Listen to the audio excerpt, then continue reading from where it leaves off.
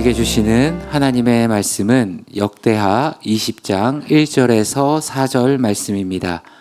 그 후에 모압 자손과 암몬 자손들이 마온 사람들과 함께 와서 여호사밧을 치고자 한지라.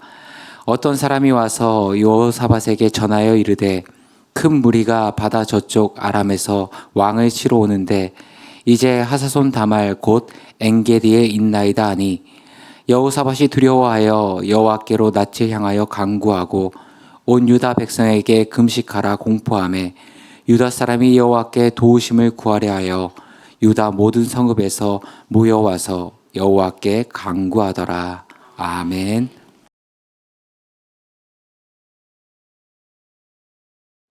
아틀라스라는 제목의 영화가 있습니다. 이 아틀라스는 주인공의 이름입니다. 영화 내용을 잠깐 소개하겠습니다. 사람들이 AI 로봇에 의해서 아주 편안한 삶을 살고 있었습니다. 그러던 중 AI 로봇이 반란을 일으킵니다. 그래서 수백만 명의 사람들이 사망합니다. 이에 인류는 이 반란을 제압하기 위해서 그 지도자인 할런을 잡고자 합니다. 그리고 할런은 다른 행성으로 도망칩니다. 그때로부터 28년의 시간이 흘러갑니다. 과학자인 아틀라스는 이 할런을 잡기 위해서 그 팀의 일원으로 일하고 있었습니다. 그러던 가운데 이 아틀라스가 할런이 어느 행성으로 숨어들었는지 찾아냅니다. 자, 연합군을 구성합니다. 그리고 엄청난 함선을 준비해서 군대를 파견합니다. 아틀라스도 이 군사들과 함께 할런을 생포하기 위해서 갑니다. 그런데 이 작전을 수행하는 군인들이 너무 의기양양합니다.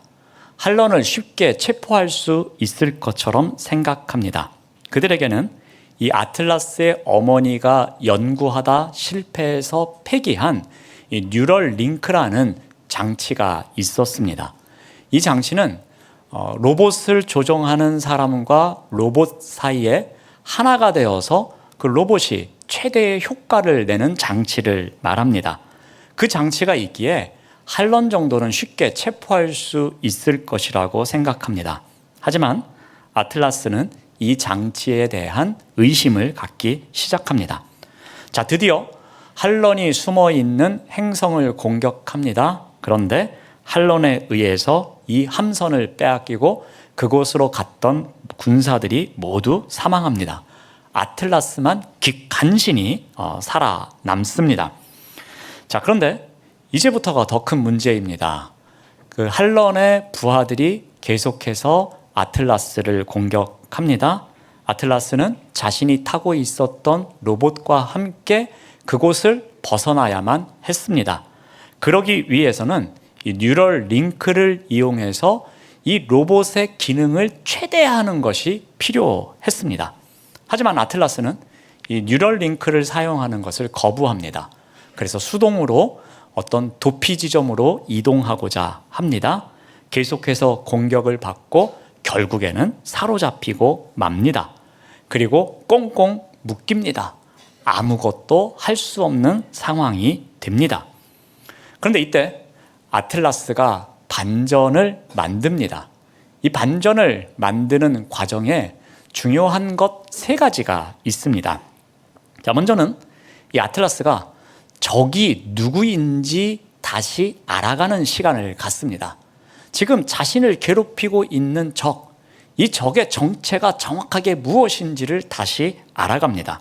그는 28년 전에 알던 할런의 모습이 아니었습니다. 그동안의 엄청난 업그레이드를 통해서 사람이 도저히 통제할 수 없는 능력을 갖고 있는 AI 로봇이 된 것이었습니다. 심지어 아틀라스를 이용할 줄도 압니다. 그리고 그의 심리를 자극해서 두려움을 느끼게도 만듭니다.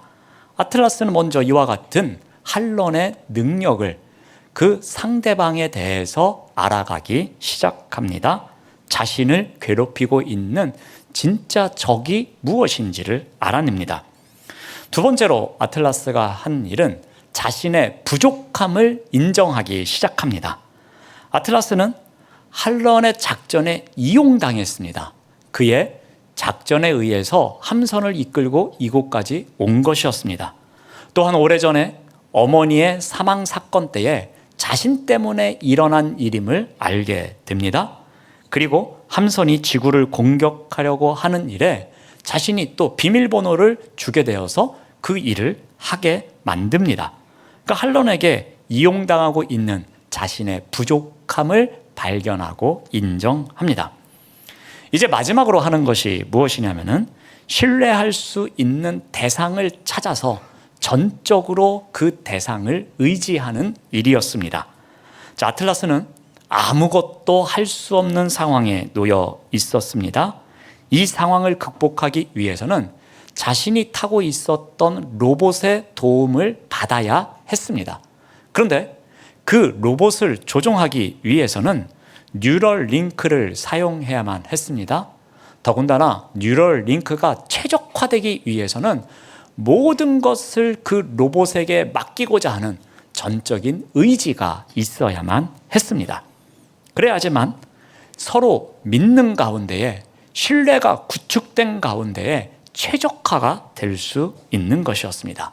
그래서 그는 그렇게 합니다. 그리고 반전을 마무리하게 됩니다. 이 아틀라스는 아무것도 할 수 없었습니다. 그런데 그가 어떻게 하는가 하면은 이러한 상황을 가져온 원인, 그 대적자가 누구인지 정확하게 알아가는 과정이 있습니다. 그리고 부족한 자신의 모습을 발견합니다. 그리고 내 힘으로는 할 수 없기에 전적으로 믿을 만한 대상을 찾아 그에게 의지하는, 신뢰하는 그러한 자리로 나아갑니다. 오늘 본문에 나오는 여호사밧의 이야기도 이러한 과정을 통해서 아무것도 할 수 없는 그 상황을 이겨내게 됩니다. 자, 여호사밧에게 위기가 찾아왔습니다. 아무것도 할 수 없었습니다. 모압이 중심이 된 연합군이 남유다를 공격한다는 소식이 전해졌습니다. 이 모압 연합군은 다윗 이후에 자신들이 빼앗긴 땅을 다시 빼앗기 위해서 계속해서 공격해오고 있었습니다. 그런데 이번 침공에는 시기가 별로 좋지 않았습니다. 남유다와 북이스라엘이 힘을 합쳐서 길르앗 라못을 빼앗으려고 하다가 패전했습니다. 패전 이후에 다른 나라가 공격을 해오니 이것은 더 힘든 상황이었습니다. 여호사밧은 생각합니다. 이것은 승산이 없는 게임이야. 어떻게 저렇게 많은 대군을 이겨낼 수 있을까? 여호사밧은 아무것도 할 수 없다고 생각했을 것입니다. 그런데 이러한 때에 그는 어떻게 합니까?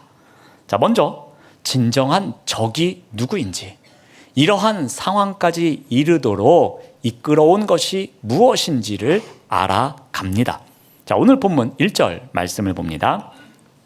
그 후에 모압 자손과 암몬 자손들이 마온 사람들과 함께 와서 여호사밧을 치고자 한지라. 자, 모압 연합군에 가입한 민족들의 이름이 나오고 있습니다. 아무튼 여호사밧의 신하들이 와서 보고합니다. 지금 모압 자손을 비롯해서 이런 사람들 저런 사람들이 지금 바다 저쪽에서부터 시작돼서 엔게디까지 왔습니다 라고 보고하고 있습니다. 엔게디는 예루살렘에서 대략 50여 킬로미터 정도 떨어진 곳에 있는 곳입니다. 그래서 그곳으로부터 지금 다 집결했고 그곳에 대군이 모여 있고 어떠한 루트를 통해서 예루살렘으로 들어올 예정이며 이러한 다양한 정보를 제공합니다. 이 이야기를 보면은 누가 여호사밧의 적인지를 알 수 있습니다.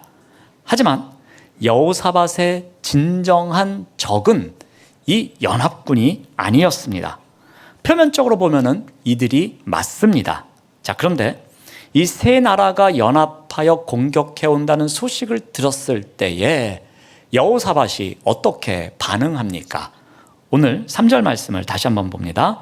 여호사밧이 두려워하였다라고 성경은 기록하고 있습니다. 그는 두려웠습니다. 대군이 온다는 소식을 듣고서 그 대군 자체가 중요한 것이 아니라 지금 그의 마음이 심하게 흔들리고 있었습니다. 이것은 대부분의 사람들이 느끼는 감정일 것입니다. 우리가 큰 문제에 직면하면 겁을 먹습니다. 그리고 앞으로 어떠한 일이 펼쳐질지 몰라서 불안해하고 두려워합니다. 지금 여호사밧이 바로 그러한 상황에 빠졌습니다. 두려워할 수밖에 없는 순간입니다. 여호사밧의 진정한 적은 연합군뿐만이 아니라 그 현상을 보고 흔들리고 있는 그의 마음, 두려움으로 가득 찬 그의 마음이 여호사밧의 진정한 적이 되고 있었던 것입니다. 사실 대부분의 사람들은 진정한 적이 누군지 모르고 살아갈 때가 많습니다. 우리에게서 무엇인가를 빼앗아가고 우리에게 피해를 주고 뭔가 나를 괴롭히는 사람, 그런 사람들이 적이라고 생각합니다. 주로 외부에 우리의 적이 있다고 생각할 때가 많습니다. 그러나 대부분의 진정한 적은 외부에 있지 않고 내부에 있기 마련입니다. 즉, 우리의 마음가짐이 우리의 진정한 적일 때가 많습니다. 우리를 바닥에 떨어뜨리는 그 상황이 진정한 적이 아니라 그 상황을 보고 반응하는 우리의 마음, 우리의 두려움이 진정한 적이 될 때가 많다는 것입니다. 여호사밧은 그것을 알았습니다.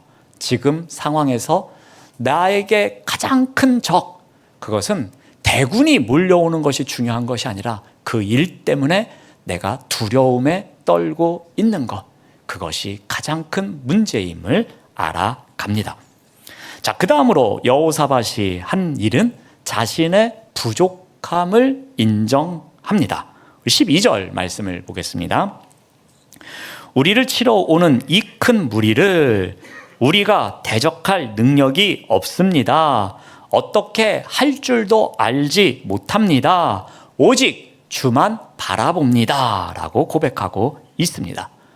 여호사밧은 생각했습니다. 모압이 중심이 된 연합군, 대군이었습니다. 벅찬 상대였습니다. 대적할 능력도 없다고 생각합니다. 어떻게 해야 할지 몰랐습니다. 어떠한 생각도 나지 않습니다. 그냥 눈앞이 깜깜해졌습니다. 두려움으로 가득 찬 상황이었습니다. 여호사밧은 잘못된 친분 때문에 북이스라엘과 함께 전쟁에 참여했다가 패전하고 돌아온 이후였습니다.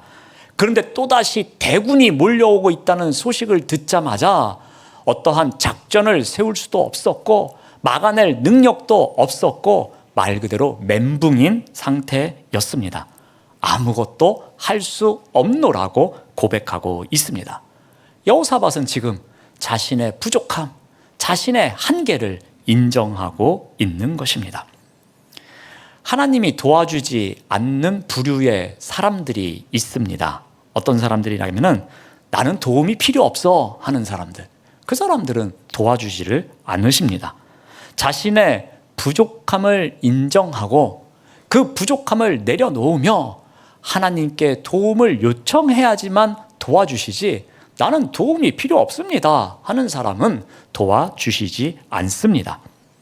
여호사밧은 어떻게 하면 좋을지 알지 못한다고 인정하면서 하나님께 나아갑니다. 그래서 그는 이렇게 고백합니다.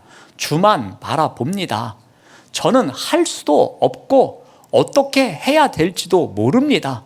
저는 이렇게 부족합니다. 저는 이렇게 나약합니다. 주님만을 바라봅니다 라면서 간절한 마음으로 나아가고 있습니다. 우리는 주님만을 바라보아야 할 때가 있습니다. 그런데 그러한 때에 우리는 이상하게도 엉뚱한 곳을 바라볼 때가 많이 있습니다. 나의 부족함을 알아주시고 그 부족함을 보완해 주실 주님을 바라보아야 하는데 그때에 오히려 내 생각을 바라보고 내가 이렇게 하면 되겠지 저렇게 하면 되겠지 하면서 내가 먼저 다른 곳을 바라볼 때가 많이 있다는 것입니다. 나의 부족함을 발견해야 어느 곳에 있든지 주님만 바라보고 주님께 모든 것을 맡기고 믿음으로 나아갈 수 있는 법입니다. 우리가 스스로의 힘으로 모든 문제를 해결할 수 있다는 것은 착각 중에 가장 큰 착각입니다. 주님께서 우리를 도우셔야 함을 꼭 기억하시길 바랍니다. 그러기 위해서는 우리의 부족함을 먼저 인정해야 하는 것입니다. 자, 마지막으로 여호사밧이 어떻게 합니까? 신뢰의 대상, 의지할 대상, 그 대상을 향하여 기도의 자리로 나아갑니다. 오늘 본문 3절 말씀을 봅니다. 여호와께로 낯을 향하여 간구합니다. 그리고 온 유다 백성에게 금식하라 라고 공포합니다. 여호사밧이 얼굴을 돌립니다. 그래서 하나님께로 향합니다. 물론 상징적인 행동입니다. 그런데 이것은 솔로몬 때에 주신 하나님의 약속의 말씀이었습니다. 그 약속의 말씀을 믿고 그 약속의 말씀을 붙잡고 간절히 기도하는 자리로 나아가는 것입니다. 내가 이렇게 부족한 가운데서 하나님을 찾는다면, 그 하나님께 간절히 기도한다면 그 하나님께서 나를 향하여 나에게 도움을 주실 거라는 믿음을 갖고 나아갑니다. 자, 그 믿음이 어디서 왔는가 하면은 이 솔로몬 왕 때의 일입니다. 역대하 7장 14절 말씀을 참고로 봅니다. 내 이름으로 일컫는 내 백성이 그들의 악한 길에서 떠나 스스로 낮추고 기도하여 내 얼굴을 찾으면 내가 하늘에서 듣고 그들의 죄를 사하고 그들의 땅을 고칠지라 라는 약속의 말씀이 있었습니다. 하나님께서 내 얼굴을 찾는 자에게 도움을 주시겠노라고 약속의 말씀을 주셨습니다. 그래서 여호사밧은 여호와께로 그 얼굴을 향하여 여호와의 얼굴을 찾고 여호와를 향하여 간구하는 자리로 나아갑니다. 이제 혼자만이 아닙니다. 백성들도 동참할 것을 독려합니다. 그들에게 금식을 선포합니다. 여러분, 우리가 더욱 겸비하여져서, 우리가 더욱더 겸손하여져서, 우리가 더욱더 간절한 마음으로 우리가 부족하지만 하나님께로 얼굴을 향하여 듭시다. 하나님께로 향하여, 하나님을 향하여 기도합시다 라면서 외칩니다. 왕의 금식 선포에 백성들이 어떻게 합니까? 우리 4절 말씀을 봅니다. 유다 사람이 여호와께 도우심을 구하려 하여 유다 모든 성읍에서 모여와서 여호와께 간구합니다. 다 함께 하나님을 찾는 자리로 나아갑니다. 그 자리에서 그들이 간절히 기도하고 있습니다. 여러분, 대부분의 경우에 우리가 마지막으로 시도하는 방법이 있는데 그게 기도일 때가 많습니다. 스스로 내 힘으로 무엇인가를 해보겠다고 이렇게 저렇게 하다가 안 돼서 결국에 마지막으로 찾는 방법이 기도일 때가 있다는 것입니다. 그러나 아무것도 할 수 없을 때에 가장 나중이 아니라 가장 먼저 해야 되는 것이 기도임을 꼭 기억하시길 바랍니다. 예수님께서는 어떻게 하셨습니까? 아무것도 할 수 없을 때에 기도가 우선인 삶을 살아내셨습니다. 우리 오병이어의 기적을 한번 생각해 봅시다. 빈들에 많은 사람들이 있습니다. 해가 저물어 가고 있습니다. 주변에 식당도 없었고 마을도 멀리 있었습니다. 많은 사람들이 있는 가운데 먹을 것은 없고 어떤 아이가 가져온 물고기 2마리와 떡 5개밖에 없었습니다. 제자들은 말합니다. 예수님, 우리가 할 수 있는 것 아무것도 없습니다. 어떻게 하면 좋겠습니까? 그들이 묻습니다. 그때 예수님께서 작전을 짜셨습니까? 예수님께서 베드로야, 너는 1000명을 데리고 저쪽 마을로 가라. 누구야, 너는 500명을 데리고 어디로 가라. 누구야, 너는 돈을 줄 테니 가서 이만큼의 음식을 사오라. 그렇게 하셨습니까? 그렇지 않습니다. 예수님께서는 물고기 2마리와 떡 5개를 들고 먼저 기도하셨습니다. 죽은 나사로를 방문하신 예수님은 어떻게 하셨습니까? 무덤이 있습니다. 애도하는 사람들이 몰려와 있습니다. 예수님도 슬프셔서 눈물을 흘리셨습니다. 근데 예수님은 어떻게 하십니까? 눈을 들어 우러러 하나님을 바라보며 기도하셨습니다. 겟세마네 동산에서는 예수님께서 어떻게 하셨습니까? 십자가의 길을 앞두고 있었습니다. 아무것도 할 수 있는 것이 없었습니다. 그때 예수님께서는 기도하십니다. 이 잔을 내게서 옮겨 주시옵소서. 그렇지만 아버지의 뜻대로 하옵소서라고 기도하셨습니다. 힘쓰고 애써 더욱 간절히 기도하였노라고 성경은 기록하고 있습니다. 그래서 땀이 땅에 떨어지는 핏방울 같았다라고 기록하고 있습니다. 예수님은 아무것도 할 수 없는 그 순간순간마다 기도가 우선인 삶을 사셨습니다. 여호사밧도 그러했습니다. 아무것도 할 수 없는 때였습니다. 그때에 그는 과거에 자신을 도와줬던 그 하나님을 기억합니다. 그리고 앞으로도 도와주실 그 하나님을 기대합니다. 그래서 하나님 도와주십시오. 저는 아무것도 할 수 없습니다. 이들을 막아낼 능력도 없습니다. 오직 주님만 바라봅니다. 도와주십시오 하면서 그 하나님을 바라보며 간절히 기도하는 자리로 나아갔던 것입니다. 아무것도 할 수 없을 때에 다른 것이 우선이 아니라 기도가 우선되어야 할 것입니다. 물론 기도조차도 할 수 없이 힘이 없는 그러한 때도 있습니다. 지쳐있는 때도 있습니다. 하지만 작은 신음소리에도 응답하시는 하나님을 향한 신뢰, 그 믿음을 갖고 그 하나님을 바라보며 의지하며 기도하는 것이 우선이 되어야 한다는 것입니다. 사랑하는 여러분, 우리가 아무것도 할 수 없을 때에 그때는 어떤 때입니까? 바로 하나님의 능력을 경험할 수 있는 때입니다.